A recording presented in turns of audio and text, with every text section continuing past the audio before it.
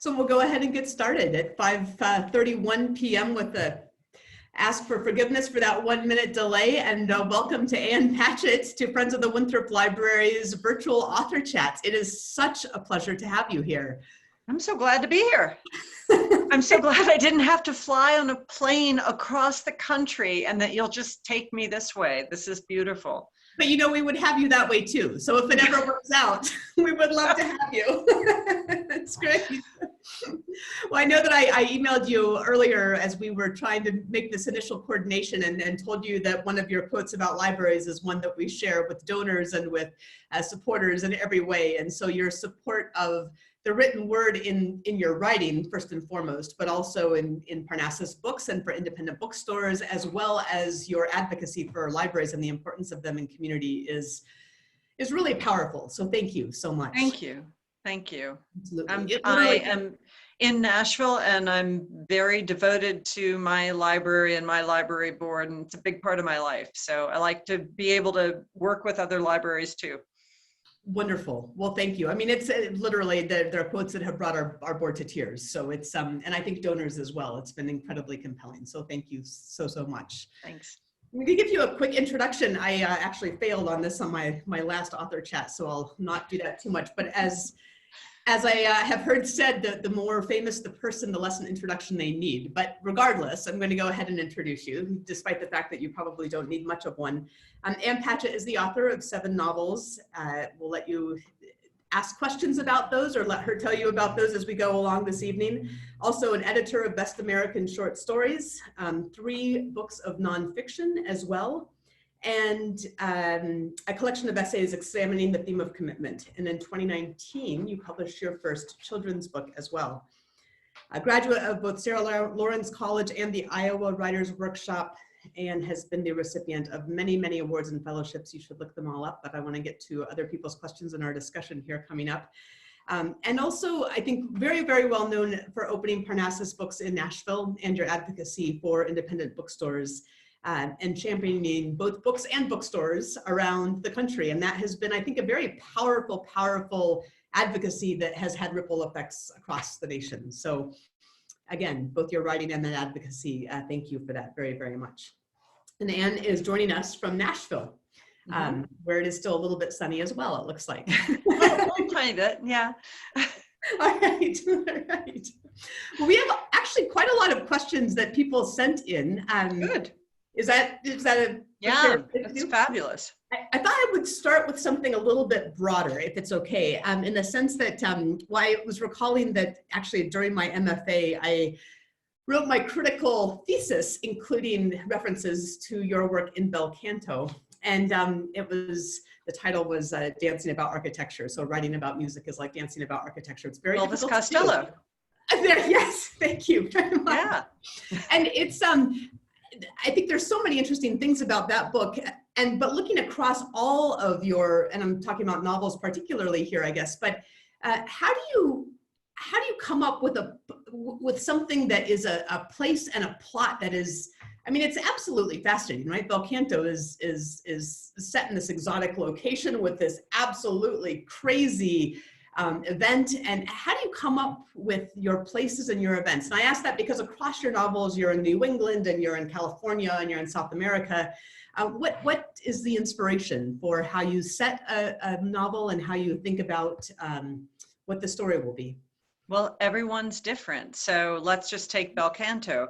Bel canto was based on a true story, which was the 1996 takeover of the Japanese embassy in Lima, Peru. And it was taken over by a group of teenage guerrillas, and they let most of the people, it was a dinner party, they let most of the people go, and they kept a core group of men. And I mean, the very broad outlines of the book really mirrored what was going on in this story. Sure. How did I get my inspiration? Just reading the New York Times. Well, that'll do it. That's fair. I mean, really any day. It's all of the story you're going to need for the rest of your life. Just read the newspaper every day. That's very fair. That's definitely fair. How about the musical element in that? And I know you've written about jazz as well as you've written about opera. Is that a big piece of your experience in your life? No, not at all. Yeah, my second novel, Taft, which nobody outside of my immediate family read, was set in a blues bar in Memphis. Ah, But Bel Canto, so in the real story, they let all of the women go. So I thought, okay, in the novel, they're going to keep one woman. right. Why do they choose this woman? Why is she there? And so then I was thinking a lot about communication, not having a common language. What would the common language be? Well, first it would be a very overworked translator, then it would be some form of art, and then ultimately it would be love. So I thought, okay, so the woman that they have kept, she is an artist. What is her art? And I kind of go through a list. She's not a dancer. She's not a painter. Is she a pianist? Is she a violinist? No, I think she's going to be a singer. She'll be an opera singer. This is the way it sort of unspools. I didn't know anything about opera. And then I put myself on a big crash course to learn about opera in order to write the book. And then I got very into opera, and I became back before I was the spokesperson for bookstores, I was really the spokesperson for opera for a few years after Bel Canto came out.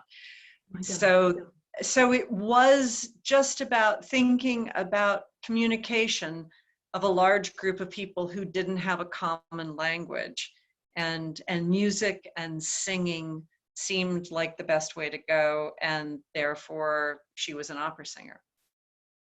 Fantastic. Wow, that's amazing. Do you have a favorite opera? I'm going to say Eugene Onegin.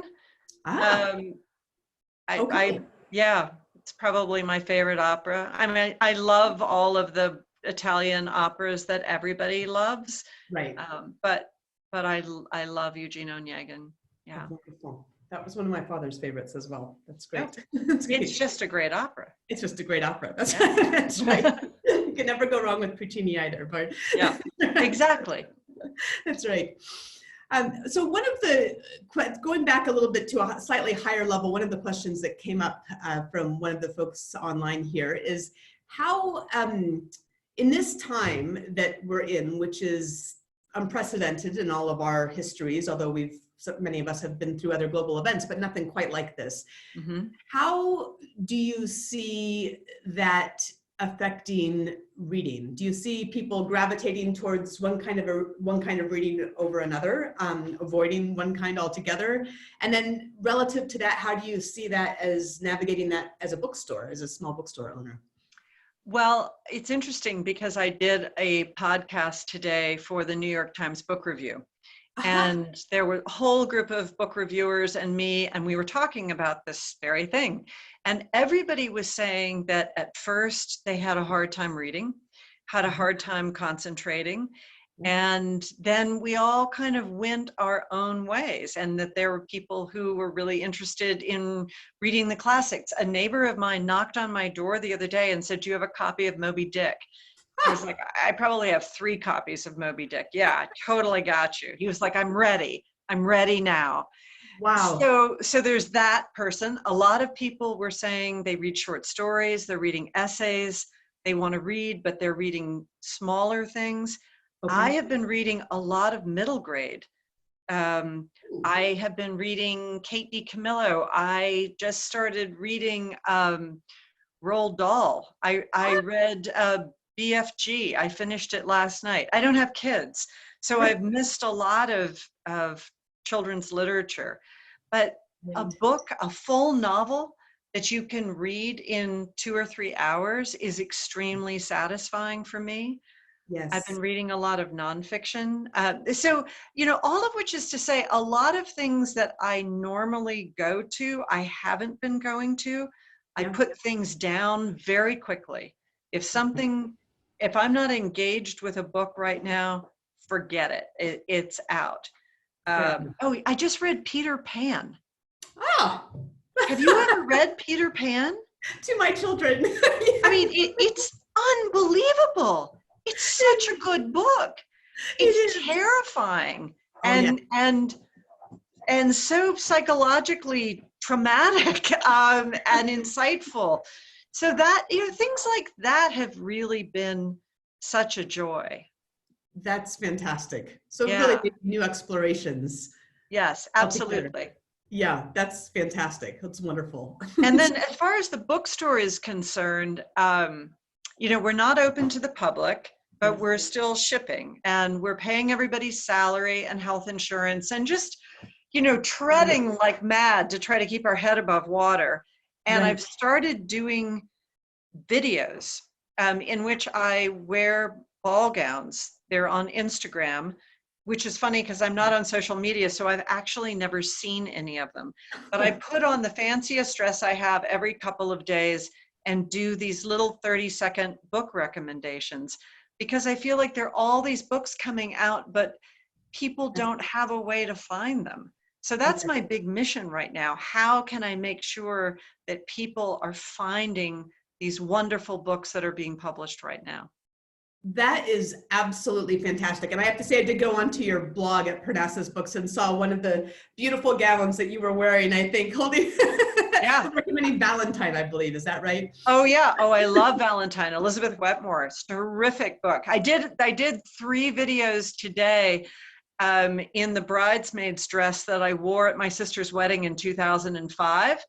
Had never worn it again, because no one ever wears a bridesmaid's dress again, no matter what they tell you. But it was great. It was slinky and bright red. And I was like, I can sell some books in this thing. Most of us can't fit into the bridesmaids dresses we've worn. So can I just say congratulations on that? Thank you very much. Yeah. It's funny. My sister works at the bookstore. And when I put this dress on and I came into the back room, and she looked at me and she said, I deeply resent the fact that you can still get into that dress 15 years later. I was like, oh, thanks, I think. Thank you. I'm in her camp, and that is a compliment. So there you go. There you go. That's right. All right. So we have another question about Dutch House, actually. Yeah. Where did you get your inspiration for the Dutch House? And was there a real house you knew of that had you that helped you to create the house in that book?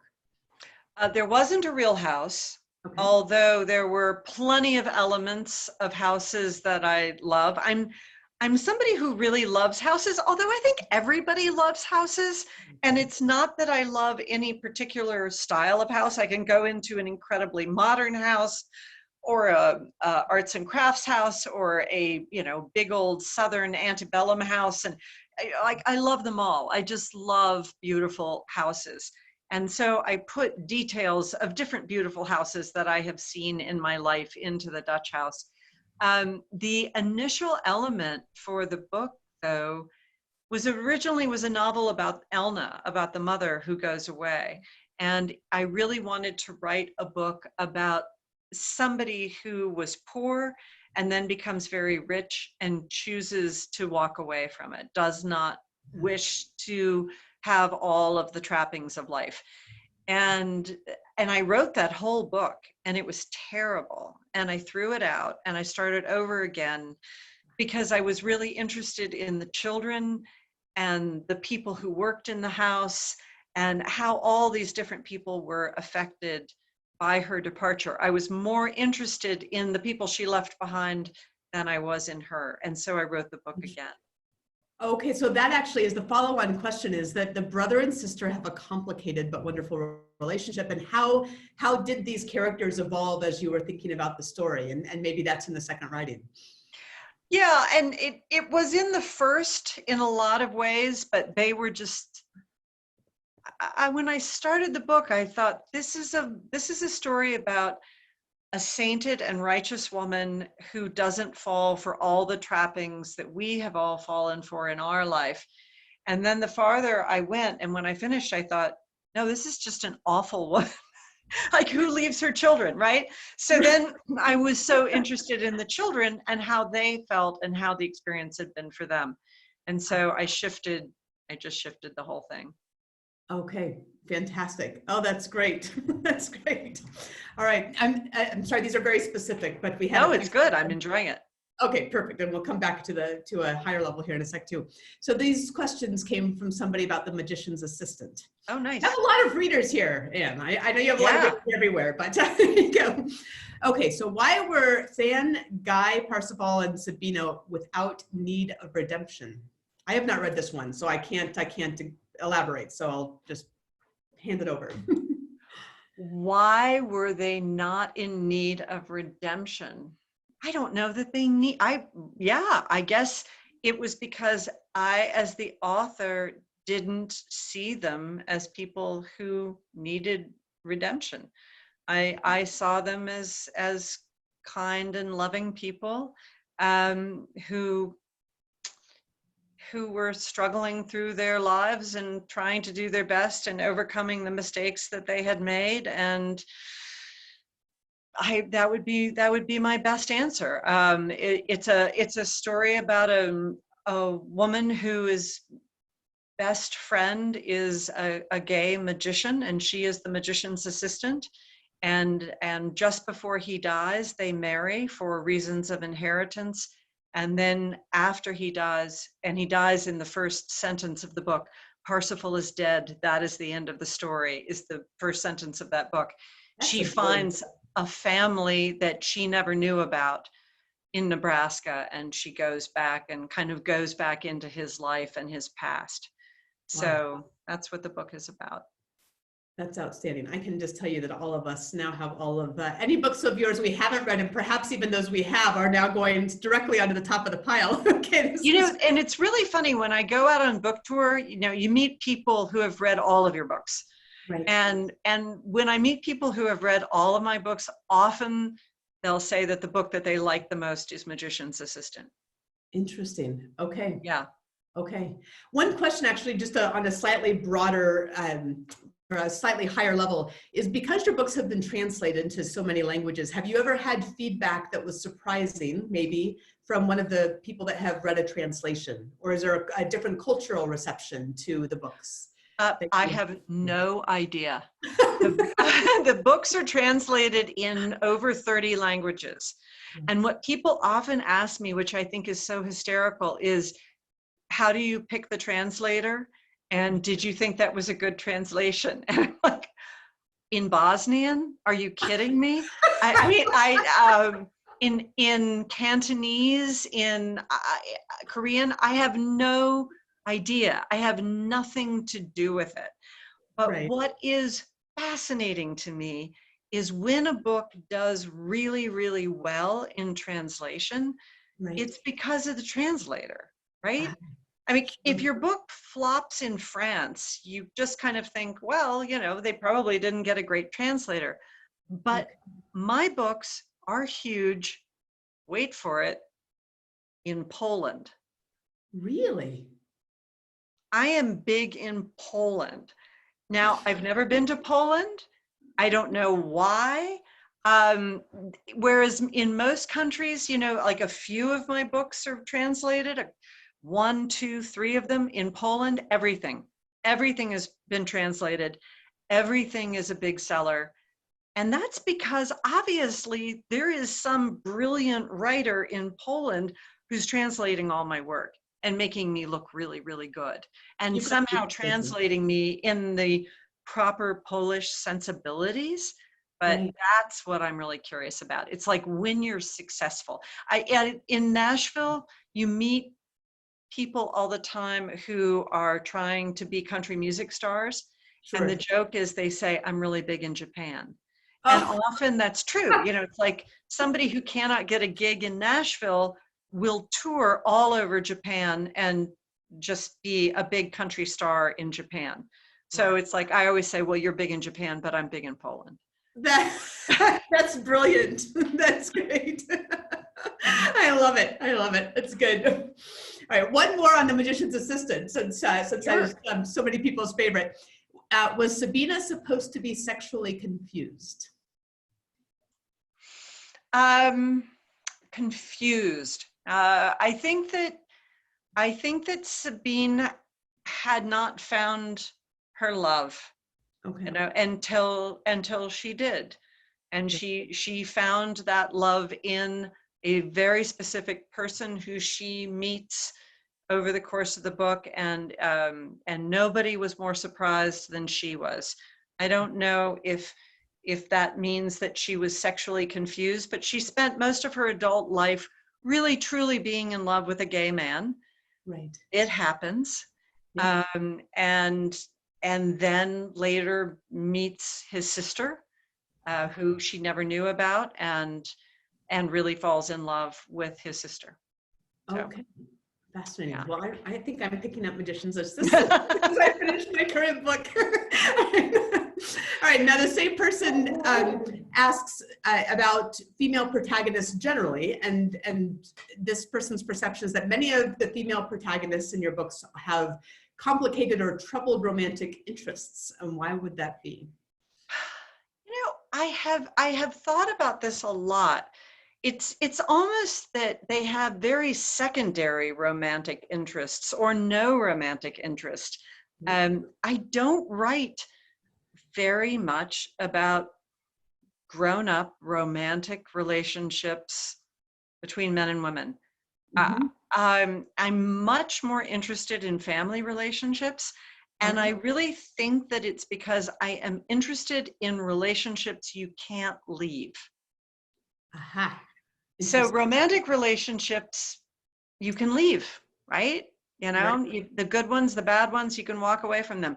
But I really like to write about people who are stuck. You know, if they're stuck geographically, if it's Bel Canto and they're trapped in an embassy, or patron saint of liars and they're trapped in a home for unwed mothers, or even in The Magician's Assistant, you know, she goes to this little tiny town in Nebraska and there's a big snowstorm and they're all stuck. I like stuck. That's the place I like to work from. And I think of family as being very stuck.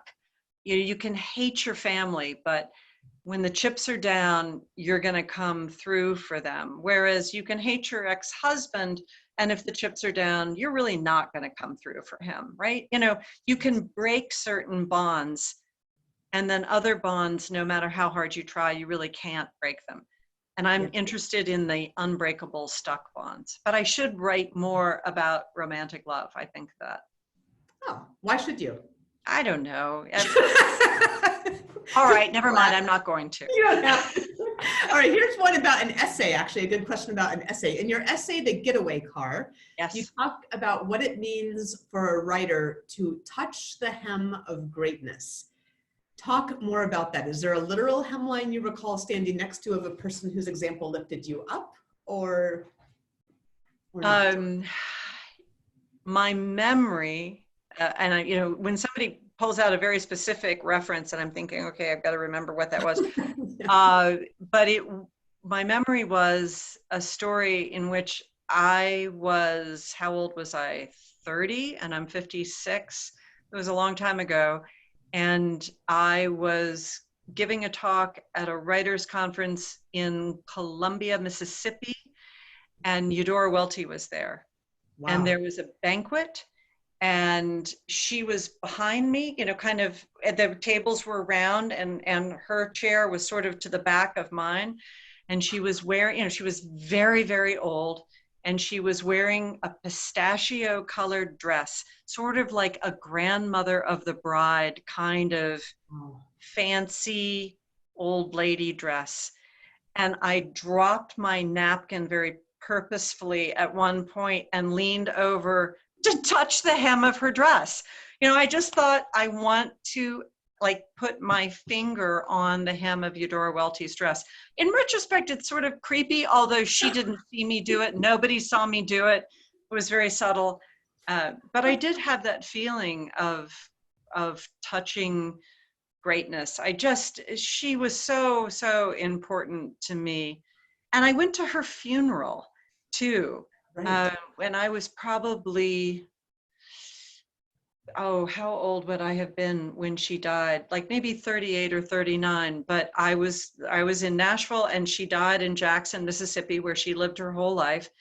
And I was making breakfast one morning and listening to NPR, and it said Eudora Welty died and they're having the funeral in Jackson, Mississippi tomorrow. And I turned the radio off and went into my bedroom and put a black dress in a bag and got in my car and drove to Jackson. And Oh, I just thought, I'm not going to get in. Like, there's no way I'm going to get in, but I will stand in the street. And I got there, and I got there hours early. I mean, it was weird. It was like I was going to a Stones concert or something. But I was one of the first people in the church. And I sat there for hours and then went to the funeral. And then I went to the grave. I mean, it's really nuts. And I had friends in Jackson. So there were people there, the people who owned Lemuria bookstore, people that I met up with. So they said, you know, come to the gravesite with us. And I did. And Miss Welty's niece, Mary Alice White, who is now a great friend of mine, came up to me and she said, were you a friend of my aunt's? And I said, no, I was just a great admirer. And she said, do you live here in Jackson? And I said, no, I drove down from Nashville. She said, come here, there's somebody I want you to meet. And she took my arm and marched me across the cemetery. And there are all these teenage boys leaning up against cars. And she said, this is Ann Patchett. She loved your Aunt Dodo so much that she drove all the way down from Nashville to come down here. That's how important your Aunt Dodo was. wow. Oh, you didn't know that, kids? You didn't know how important your Aunt Dodo was? Wow. I hope they remember that. Yeah, so that was my touching the hem of greatness. My gosh, what a story. That is Yeah. absolutely wonderful. Yeah, just so thinking just a little bit about that, and I don't want to keep you too long here at all, but how did you think about writing as a child? Was that something that you knew that you wanted to do? Yeah. And what was that evolution like for you? I always say the only really amazing thing about me is that I always knew what I wanted to do with my life. I never wavered, and I did it. That's Which puts amazing. me in such a tiny subset of human life. But when I was a tiny kid, if you had put me on a Zoom call when I was 5 and said, what do you want to be? And I would have said, I want to be a writer. I mean, not that I wanted to be a novelist, but I always knew I wanted to be a writer. And I think that it had a lot to do with the fact we moved around a lot when I was very young. I didn't go to school a lot when I was very young. I didn't learn how to read comfortably until I was in 3rd grade, and I really didn't know how to write.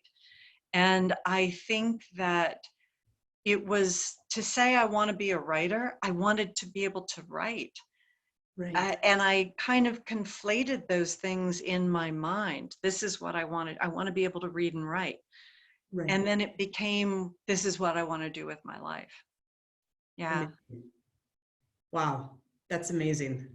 That's beautiful, actually. And that does put you in an extraordinarily small percentage of the population. Yes. Yeah. And it's made my life so easy because everything was a choice about that. You know, I never wanted to have children. I am married and I'm very happily married, but I never really wanted to get married. I never wanted to have a house. I never wanted to have money. There was never like this thing where I thought, oh, well, I really want this fancy car. I want to go on this trip. Or it was always, I want to write and I don't want to take anything into my life that's going to keep me from that.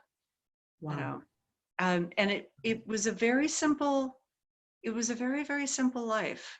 And in a lot of ways, in some sort of very basic ways, it still is. Right. That's beautiful. That's very beautiful, actually. Wonderful. Well, as we come to a bit of a close here, unfortunately, because I would love this to continue for 2 more hours, but I'm sure you'd love you may have. I mean, if you have something, I realize these things have a particular shape and I don't want to go over the shape, but if there's something else you want to ask me, you're welcome to. Okay, well maybe we'll come back if it's all right. We'll come back to the idea of libraries and community. And again, I think this is the written word in your writing, in your in what the work that you do for independent bookstores and in the work that you do as well for libraries. And what would you say for our community? There are so many acute needs right now. And so I think what we're really aware of is there are these acute needs, and yet we're looking towards the long-term health and prosperity and growth of a community. And what would you say to residents of a community who are looking at the support of a new library?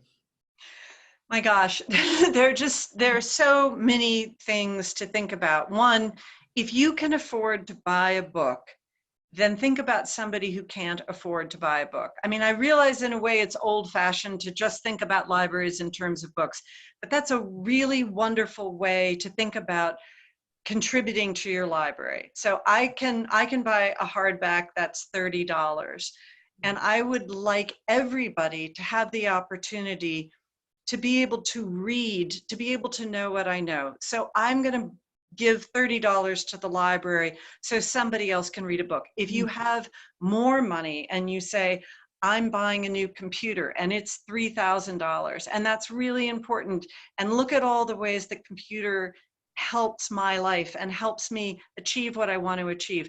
I want to make sure that other people can also achieve that. So maybe I can find a way then to also say, I'll donate $3,000 to my library. Wonderful. There are so many people who think, oh, libraries must be obsolete. We get everything digitally, people don't read anymore, they don't need books anymore. And it's absolutely not true. I mean, for one thing, the number one thing people come into libraries for is still books. That's so right. People really, really desperately do need to read. But I think of it as sort of society's Red Cross Center too. So you can come in and you can, the homeschool kids can come into the library and have a place to study. People can come in and use the computers to find jobs. People can come in and participate in literacy groups or English as a second language groups. People can come in and have a place to be. I mean, it is really the campfire that we can all come around. So if you are someone who is fortunate enough to not need all of those resources, you still want to live in a society and a community where people have equality in education and in their resources. And I also think that while libraries need more funding, it is also the American government at its very best, because there's so much inequality. But in a library, you can go in and get any book that anybody else can get. And so it's like a model of our best selves. The library is who we want to be always. And I think that it is essential that we dig in and give to libraries just to make sure that people have the same opportunities that we have. That's so beautifully said. Thank you for that. And you know, I have thought too, for those people who don't need the library in the sense that they can buy the book, I think for the community to be together, we need it every bit as much, you know, Absolutely. like we need to be together, all of us. And that is the only place, those sorts of public spaces dedicated to learning and to information. It's something that is an absolutely beautiful example of what should be. Thank you for saying that. And now more than ever, right? Yeah. I mean, when times get hard, the need goes up.